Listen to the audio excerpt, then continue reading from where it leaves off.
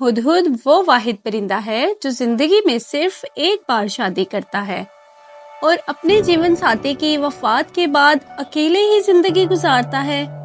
یہ اپنی مادہ مہر کو کھانے کی جو بھی چیز پیش کرتا ہے، اگر وہ اسے کھا لے تو اس کا مطلب ہے کہ وہ شادی کے لیے راضی ہے۔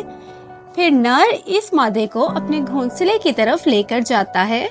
اکثر اوقات یہ گھونسلہ کسی درخت میں سوراخ کر کے بنایا ہوتا ہے۔ اگر اس کو پسند آ جائے تو دونوں رشتہ ازواج میں منسلک ہو جاتے ہیں۔ مادہ ہمیشہ ہر موسم میں عموماً 6 سے 8 انڈے دیتی ہے اور بچے پیدا ہونے کے بعد باری باری خوراک کا بندوبست کر لیتی ہے۔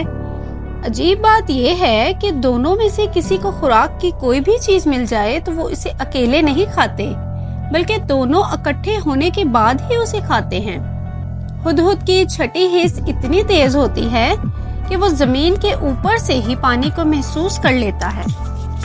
اسی وجہ سے حضرت سلیمان علیہ السلام اس سے زیر زمین پانی ڈھونڈنے کا کام لیتے تھے۔ ہدہد ہزاروں میل کا سفر بغیر رکے طے کرنے کی طاقت رکھتا ہے۔ اسی وجہ سے حضرت سلیمان علیہ السلام نے اسے دوسرے ملک ملکہ بلقیس کو خط لکھ کر بھیجا تھا۔